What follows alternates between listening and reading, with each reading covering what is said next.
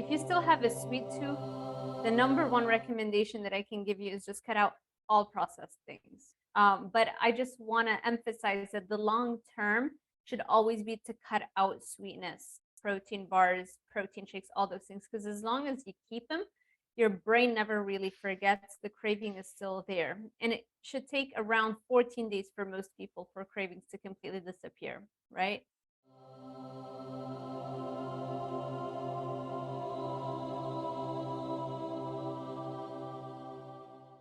I recommend gradually cutting down on all of the sweetness in your diet. So if you're consuming a ton of sweet stuff or multiple times a day, cut the amount per half, or cut the a number of times that you have them. If you have 2 sweet things per day, cut them by half, and do that for 2 days each. And then eventually you'll reach a point where, let's say you were having 3 protein bars a day, then cut it to 2, then cut it to 1, and then eventually it's so much easier. Then you'll forget to even have that 1 protein bar.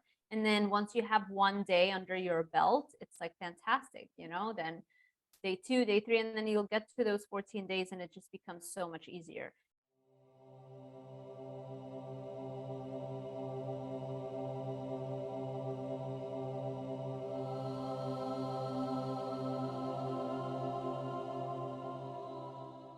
Exercise also helps so much because it stimulates the brain's dopamine system to produce all of that dopamine, and also it increases dopamine receptors, so that even when you're not working out, your just baseline level is much higher in terms of mood and dopamine function.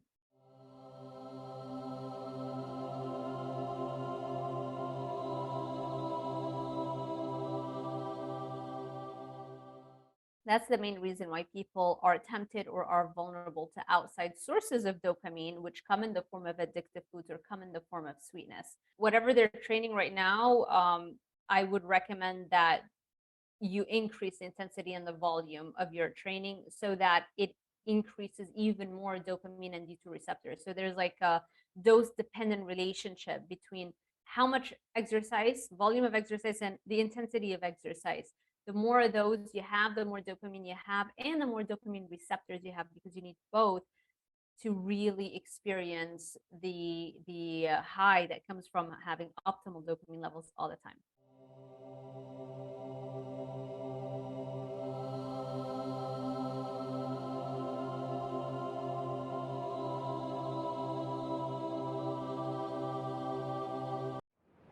Annotated and summarized, easy to share with loved ones. The description below the title for this video has these summary points.